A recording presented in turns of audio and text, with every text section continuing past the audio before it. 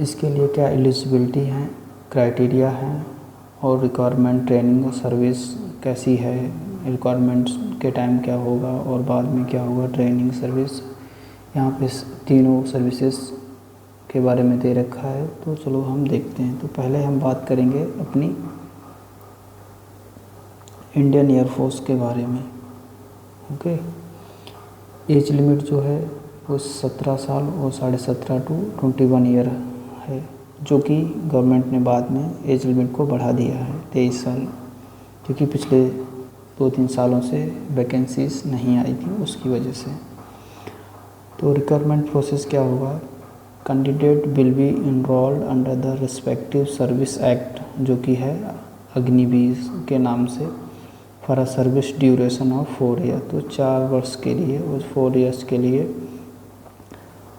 Indian air force जो youngsters होंगे या जो ज्वाइन करना चाहते हैं उनको रिक्रूट करेगी और उनको ट्रेनिंग देगी उसी 4 पीरियड में आफ्टर 4 ईयर्स। और यहाँ पे इन्होंने लिखा है कि requirements as per term and conditions. तो यहाँ पे कुछ टर्म एंड कंडीशंस भी होंगी। ट्रेनिंग के बारे में दिया है, imparted rigorous military training in existing training centres. तो जैसे पहले होती थी ट्रेनिंग सेंटर्स में, वैसे ही ट्रेनिंग होगी। सर्विस के बारे में दे रखा है कि opportunity to serve the nation is in varied terrain from mountain to desert on land, sea और एयर। तो इन्होंने दे रखा है कि ट्रेनिंग जो है और सर्विस पूरे देश में बहुत डिफरेंट रीजन्स में सर्विस में देनी पड़ेगी। जैसे पहाड़ हैं, रेगिस्तान में भी हो सकती है, ज़मीन पे भी और एयर में भी, क्योंकि ये एयरफोर्स की हम बात कर रहे हैं। तो यहाँ पे आप लोग भी पढ़ सकते हैं वीडियो पॉज करके। दूसरी बात करेंगे हम अपनी आर्मी के बारे में।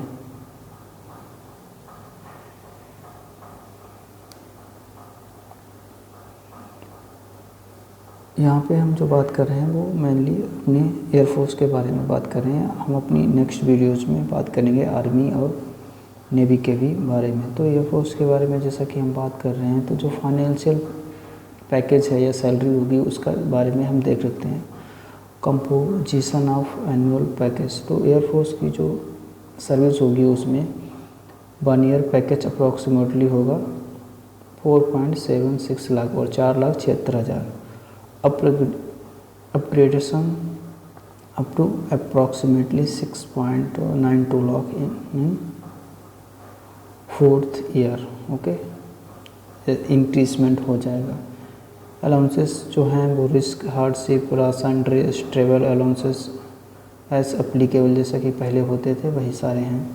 सेवा निधि क्या है, 30% of monthly emoluments to be contributed by individuals. तो जो भी अग्निवीर बनेंगे वो अपनी सैलरी से 30% जो होगा वो उनकी सैलरी से कट होके रुपये कटते रहेंगे और 4 साल बाद जब उनको रिटायरमेंट मिलेगा तो गवर्नमेंट उन्हीं में से कुछ अपने पास से रुपये मिला के आपको एज ए इमोल्यूमेंट और सेवा निधि देगी। कॉर्पस ऑफ अप्रॉक्स 11.7 लाख और 12 lakh after 4 years exempted from income tax. और इस जो रुपये होंगे इन पर कोई भी इनकम टैक्स नहीं लगेगा। What about death compensation, service के दौरान अगर किसी भी सैनिक की शहीद हो जाता है तो उसके बारे में यहाँ जो प्रोविज़न दिया गया है, non contributory life insurance cover of 48 lakh.